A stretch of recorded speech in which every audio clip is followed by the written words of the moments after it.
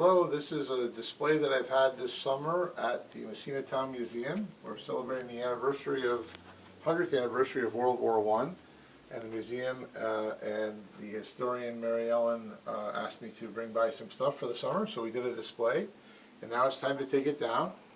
This is Joe Gray, by the way, and we've had the display up, I guess, since late June, and now we're in the toward the end of the last week of September. We're going to take it down. Some of the interesting things in this display, most interesting to me, are things of local connection. One is the sword that Jean LePage, who everyone knows from the morning mayor of WMSA Radio for years, was actually in World War II, but he brought home a World War I sword, a German-Prussian sword from World War I. And I was able to, he gave that to me many years ago, and it's been in my collection for many, many years. You also see in the back corner, next in front of the spiked helmet, which is a Prussian helmet, a World War I German gas mask and canteen, and German binoculars. And it is sitting on a display of different shoulder boards from all sorts of different German soldiers that were sewn to a piece of burlap many, many years ago. And then in front of that, right in front of you, John, is a World War I battle flag on the table. Yeah, this is a World War I battle flag, and these are pretty hard to find, and I've had this, again, for many years.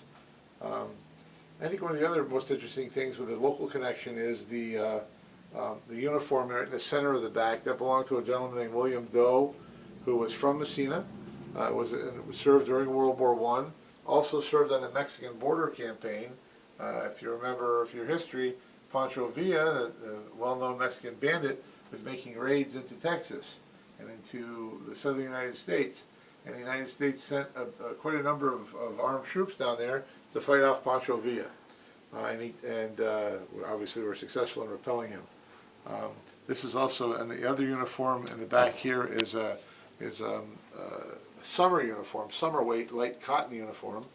And I think one of the other things I wanted to point out before we wrap up here is this helmet in the back, which is, if you look on the top, John, if you can get that. Yeah. That's all right.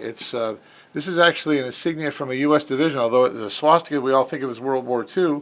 The 45th Infantry Division, which is a U.S. division, used that as their emblem until World War II started. So, and they changed it. I believe they're now the Thunderbird Division, but that's their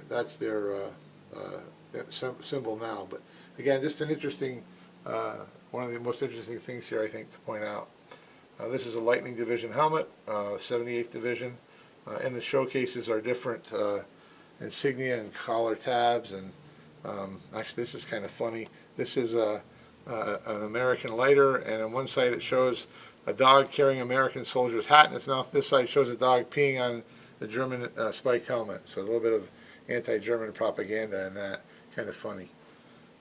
And then this sword, that right beside it is what's called a Patton saber, and it's really the last cavalry saber the United States used, and was actually designed by General George S. Patton when he was only a colonel. He wasn't a general then, and he designed this sword, and it was, like I said, it was the last sword the U.S. cavalry used. So, again, just a quick summary of some of the World War I items in my collection. They've been here for display all summer at the museum. I hope a lot of people have had the chance to come in and look at them. I'm sure there'll be future displays as well, but I want to thank John for his time filming this, and thank Mary Ellen and Pam and Linda and the staff here and the volunteers, actually a lot of volunteers, and the work they do is great stuff, so thank them very much.